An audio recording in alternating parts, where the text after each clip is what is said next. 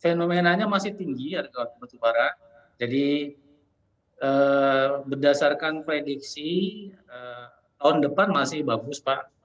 Ini kan kita masih masuk musim dingin ya. Musim dingin ini umumnya harga batu bara tinggi karena permintaan energi di negara-negara barat, di China itu, sangat tinggi sehingga, batu bara harganya relatif masih tinggi.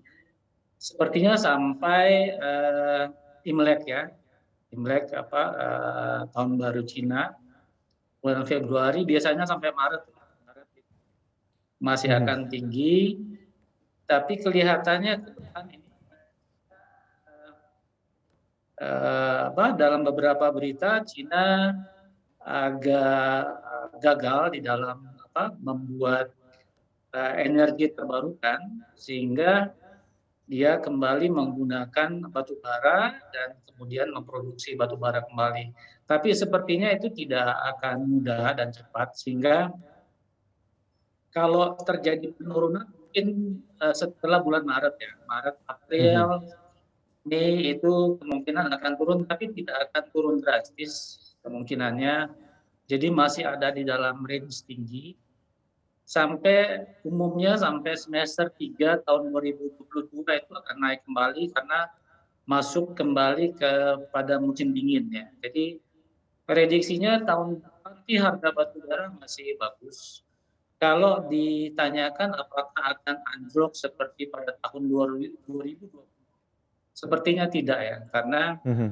Covid pun sudah mulai menunjukkan tanda-tanda perbaikan dan sudah banyak industri yang bergerak kembali, demikian juga batu bara. Jadi, kita juga berharap tahun depan itu, harga akan, cenderung stabil di angka tinggi. Terakhir kan saya lihat 121 ton ya untuk yang batu bara Gar 6.300 ya, yang standar. Mungkin akan Mhm. turun sedikit dari situ, tapi tidak akan anjlok seperti tahun 2020. Saya kira begitu, Pak Daniel. Baik. Pak Gilbert, apakah harga batu bara kalau dilihat secara menyeluruh ini sulit naik lebih tinggi dari level saat ini? Karena ada intervensi tentunya dari China.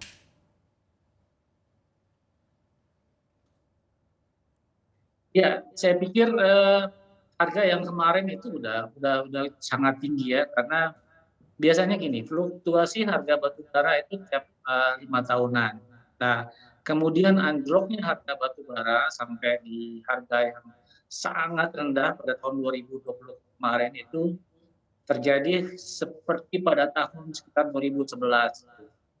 Nah, Cina, masih, tidak berhubungan baik, masih memiliki selisih dagang dengan Australia, sehingga Cina tidak mengimpor batu bara dari Australia. Mhm. Nah, hal ini yang menyebabkan, Indonesia memperoleh keuntungan, karena, batu bara dari Australia tidak masuk ke Cina.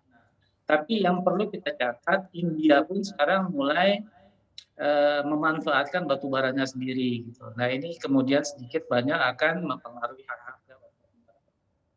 Tapi yang menarik kalau kita bicara, industri batu bara ya, Pak, saya pikir tekanan-tekanan dunia ini cukup kencang ya belakangan ini, terkait dengan emisi karbon. Nah, Mhm. emisi karbon itu jelas terkait dengan batu bara dan minyak bumi. Minyak bumi ya katakanlah Indonesia masih belum lagi selesai. Tapi kalau kita bicara batu bara, Indonesia itu sangat banyak dan melimpah, Pak. Jadi, Mhm.